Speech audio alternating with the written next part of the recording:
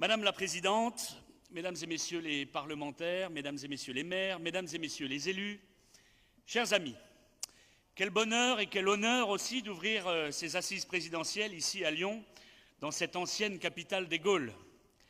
Nous sommes tous ici réunis dans un seul but, dans une seule idée qui brûle dans notre cœur, faire gagner Marine et faire gagner la France.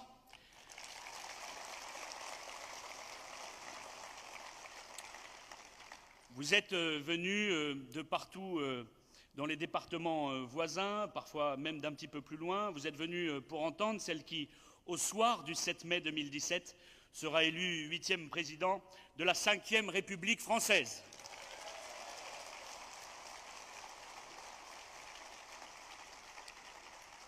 Première femme président de la nation, quel symbole? Tout simplement un symbole fort, un symbole qui redonnera un sens à notre système politique.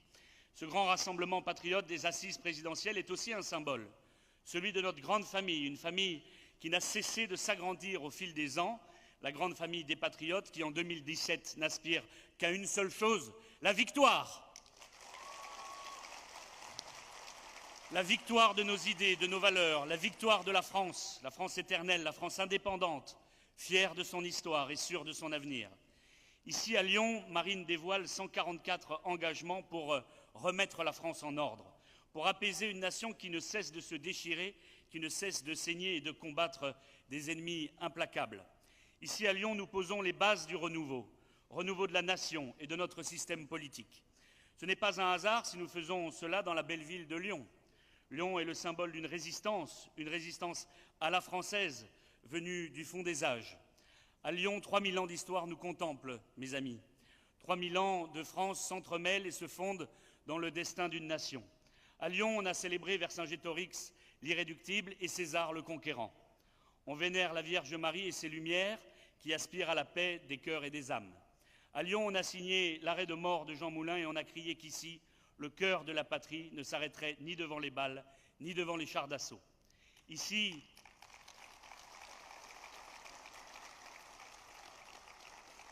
s'élève, comme partout à travers le pays, l'âme de la France.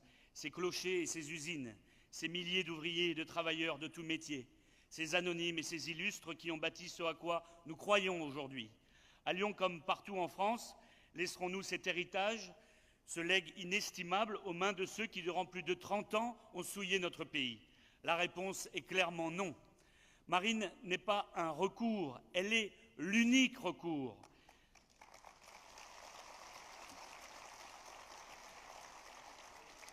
Ces propositions de bon sens, élaborées en lien direct avec les besoins de la société civile et les forces économiques vives de notre pays, seront demain les plus efficaces.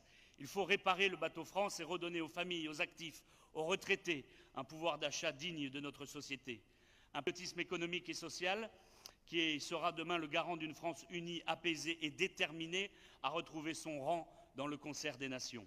La France n'est pas un îlot ou un confetti au milieu des géants. Les puissances de l'argent et de certaines idéologies ne peuvent rien face à la volonté indéfectible de protéger notre pays dans tous les domaines, quels qu'ils soient. L'amour d'un fils pour sa mère, l'amour d'un patriote pour sa terre charnelle appelle à un plus grand sens du sacrifice, de l'honneur et du devoir que n'importe quel autre amour, qu'il soit d'argent ou du pouvoir. Cela, personne ne pourra nous l'enlever, ni nos adversaires politiques, ni certains médias. Mes chers amis, affranchissons-nous des mensonges de la caste. Écoutons seulement les propositions qui sont faites et regardons les actes qui ont été accomplis, par exemple par nos élus locaux. Renvoyons les compromis et les malhonnêtes dans leur pénate. Renvoyons Fillon dans son magnifique château de la Sarthe, aux côtés de son épouse, moins fictive que son assistante parlementaire, en tout cas je l'espère pour lui.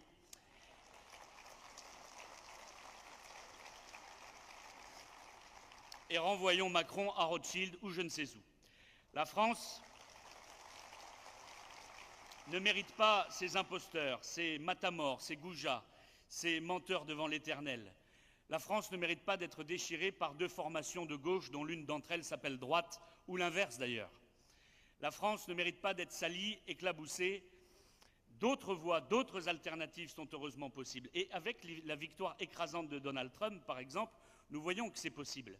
Victoire écrasante puisqu'il a réussi à emporter la bataille face à tout le système réuni. Il a gagné face aux fake news et aux polémiques nauséabondes. Il a gagné face à ses adversaires pro-guerre, pro-finance ultralibérale et aux communautaristes. Après Trump, le Brexit, les votes hongrois, autrichiens et la percée de nos amis patriotes allemands de l'AfD, c'est à notre tour de déjouer les pronostics et les sondages militants du système. C'est à notre tour de montrer nos capacités et nos réussites. Votre mission, notre mission, après ces assises présidentielles, c'est d'aller porter notre message, nos idées, notre programme et nos réussites. Et en cela, n'hésitez pas à prendre nos villes en exemple. Une fois au pouvoir, par exemple, à Fréjus, nous nous sommes mis, mon équipe et moi-même, au travail. 3 ans plus tard, les épreuves, les sacrifices et la gestion en bon père de famille portent leurs fruits. Baisse de la dette de plus de 20 millions d'euros, aucune augmentation des impôts locaux, baisse de la délinquance de plus d'un tiers avec un taux d'interpellation en hausse de 270% sur 2 ans.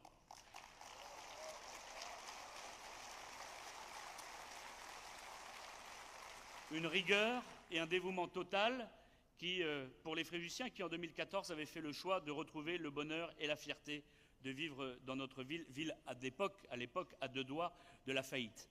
Et si les scores, chez Julien, chez Steve et dans tous nos territoires, si les scores du Front National dans les villes que nous avons prises dépassent les 50%, les 55% à chaque fois, ce n'est pas pour rien. Essayer le FN, c'est l'adopter, mes chers amis.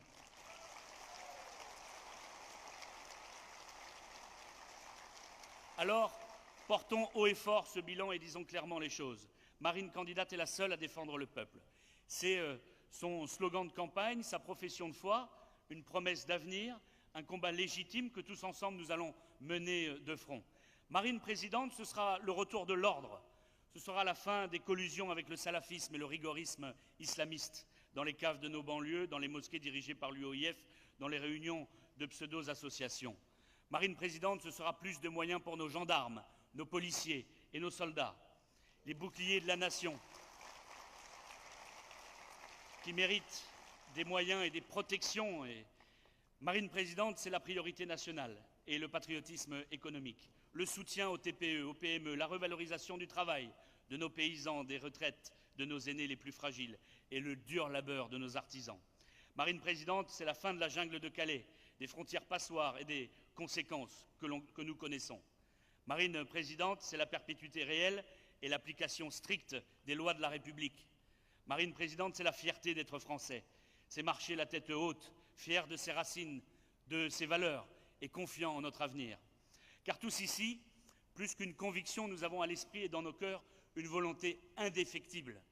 Que la France renaisse de ses cendres, que la France se libère des chaînes de la pensée unique, que la France s'affranchisse des technocrates sans âme de l'Union européenne. Bref, que la France soit souveraine, juste et libre.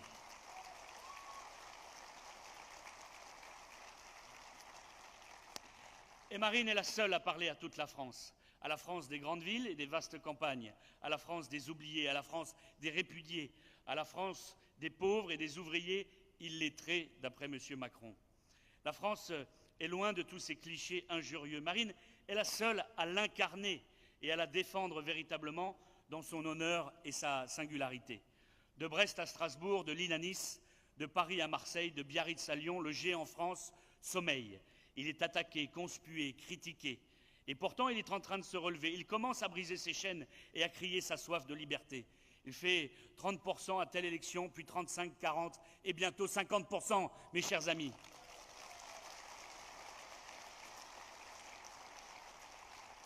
Le géant France vacille, mais jamais ne s'avoue vaincu, car les mondialistes et les communautaristes ne saisiront jamais l'esprit français. Cette capacité de résistance et d'abnégation qui caractérise les Français lorsqu'ils sont dirigés par des hommes et des femmes de courage et de valeur. Blandine de Lyon, Geneviève de Paris, Jeanne de Domrémy, Catherine de Nice, la France faite femme ne recule jamais, ne se rend jamais. Elle prend le drapeau et elle guide son peuple.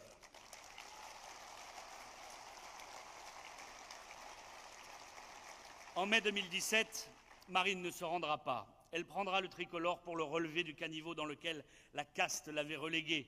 Marine a cette force d'être à l'écoute du cœur de la France, d'être sur le terrain en tant qu'élue de la République, en tant que mère de famille.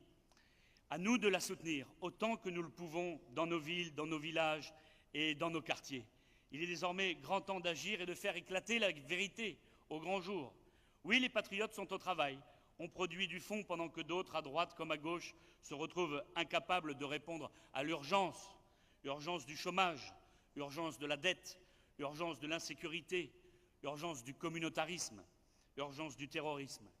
Nous ne voulons plus, par la faute des Hollande, des Sarkozy, des Fillon et des mêmes signaux de détresse, les mêmes messages alarmants. Nous ne voulons plus dire à nos ouvriers d'aller pointer à Pôle emploi et de laisser leur place à des travailleurs détachés ou au fin fond de l'Asie ou de l'Afrique. Nous ne voulons plus que les technocrates Juncker, Schulz et autres dictateurs en costume bruxellois nous disent comment on doit administrer notre pays, comment préparer notre avenir, celui des Français. Ce diktat est insupportable, dangereux et destructeur.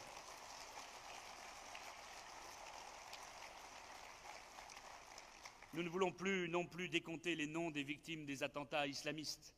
Nous ne voulons plus dire aux Français de dormir dans la rue pendant que d'autres venus de je ne sais où dorment au chaud dans des châteaux et des hôtels. Nous ne voulons plus annoncer à telle famille que le père policier s'est suicidé dans son commissariat, que le fils artisan est en faillite totale ou que le frère ouvrier doit aller au resto du cœur pour nourrir sa famille. Cette tension permanente qui conduit à de tels constats doit prendre fin et elle doit changer de camp, mes amis. Personne ne doit ignorer que cette élection présidentielle, cette élection de 2017 met en jeu une alternative implacable. Soit ce sera la France, sa souveraineté, son identité, ses valeurs, sa prospérité, soit ce sera la disparition de notre pays, la fin de sa place particulière dans le monde, la victoire de l'ultralibéralisme et des mondialistes de l'Union européenne. En 2017 se joue, et il me semble que c'est encore plus vrai que pour les précédentes élections, la bataille pour l'avenir, mais aussi la bataille de notre héritage. Alors ce n'est pas le camp du bien contre celui du mal, mais presque. C'est le camp des patriotes face à celui des mondialistes, le camp des amoureux de la France face à celui des destructeurs de notre pays. Mes amis, soyons confiants et résolus, comme nous l'avons toujours été. Soyons déterminés comme nous l'avons toujours été, et soyons mobilisés. Soyez mobilisés, plus que jamais. Aujourd'hui, notre espérance est partagée par des millions de nos compatriotes. Et c'est avec nous, tout le peuple de France qui attend qu'on agisse en son nom. Demain, ensemble, avec Marine, nous serons au rendez-vous. Oui, la voix du peuple sera écoutée et entendue. Oui, c'est cette voix du peuple qui seule portera le renouveau de la France et qui guidera son action. Vive Marine et vive la France!